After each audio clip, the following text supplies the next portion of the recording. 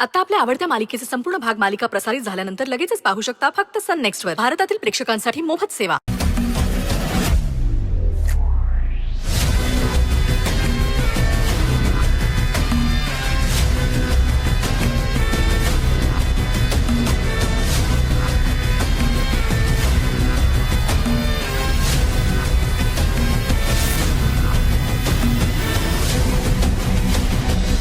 तुम्ही इथे राहताय? इथे राहताय म्हणजे इथेच हा काय विसरला का? बरं ठीक आहे, तुला आठवण करून देतो. काय ना, एक बावळट पोलीस अधिकारी होता. तो गेला जंगलात. त्याला वाटलं तो सगळ्या नक्षलवाद्यांना पकडेल आणि जेलमध्ये टाकेल. झालं उलट. त्या नक्षलवाद्यांनीच त्याला पकडला. पण आता ऐका, आता आपल्या स्टोरी मध्ये एंट्री होते ती एका अति हुशार अधिकाऱ्याची. घरी गेली, त्या पोलीसवाल्याला सोडून घरी आणलं. पण त्या चक्कर मध्ये स्वतःच्या नोकरीचा राजीनामा दिला.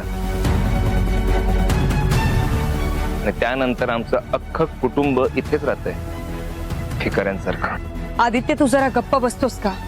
गप्पच बसलोय मी.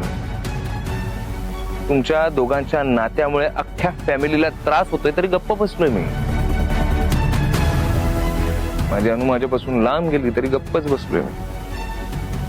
आता नाही, तुमच्या दोघांचं जे काही आहे ते सॉल्व्ह करा, काहीतरी एक ठरवा आणि आम्हाला कळवा. तुमच्यामुळे आता कोणीही त्रास सहन करणार नाही.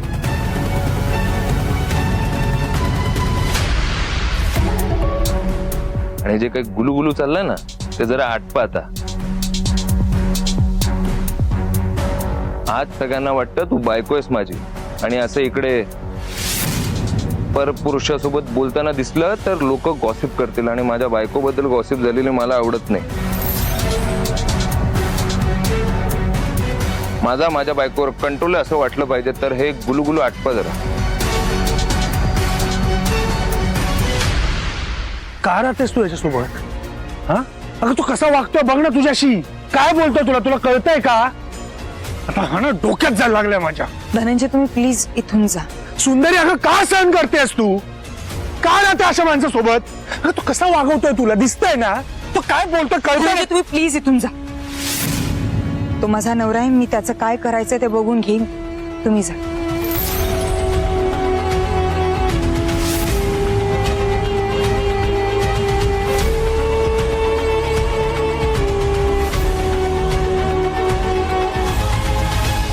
आणि हा आरोहाचा पास्ता रेडी. पास्ता पास्ता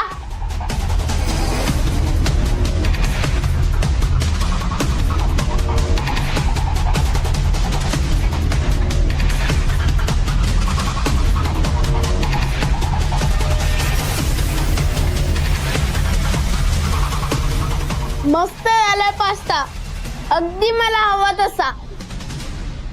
आणि आता मला भूक लागली ना की मी तुलाच बोलावणार.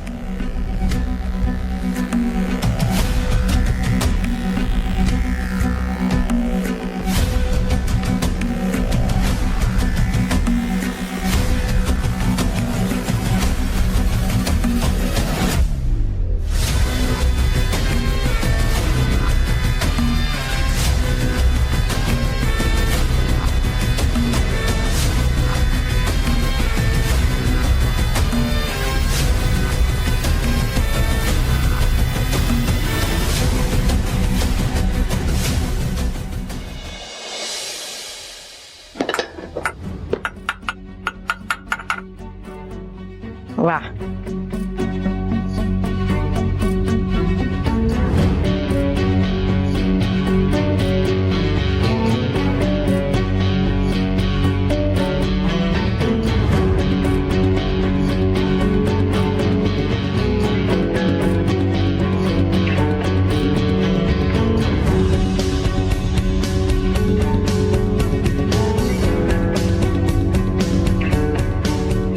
अहो उभ्या का?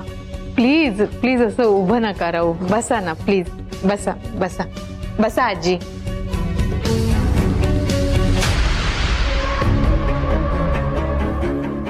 बाबा, हे लोक का उभे राहिलेले?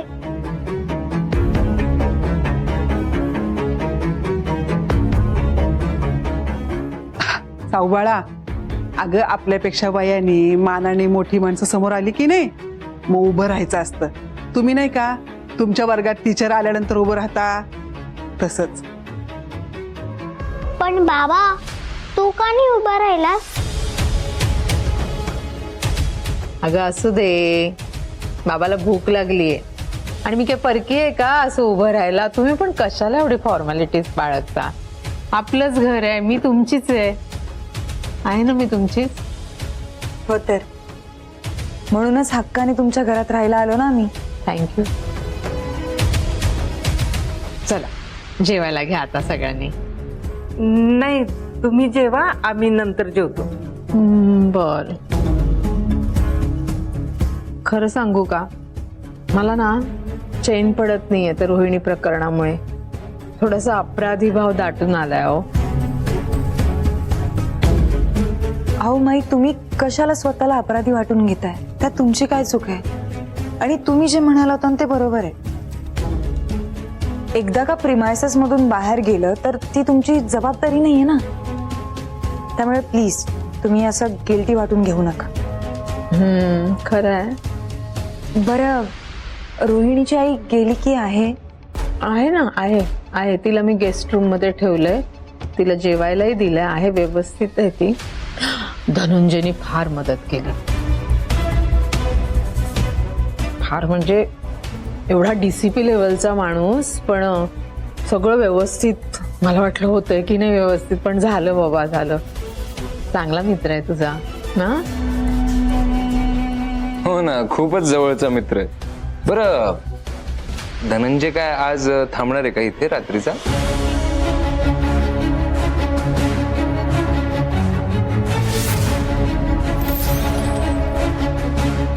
का इथे कशाला येईल तो राहायला?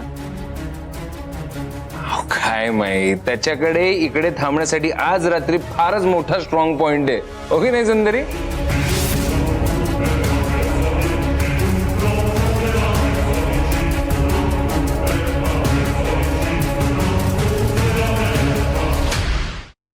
आदित्य, तो विषय नको काढू सकता.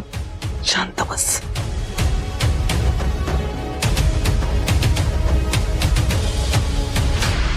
शीतल नाही दिसत आहे. शीतल, शीतल.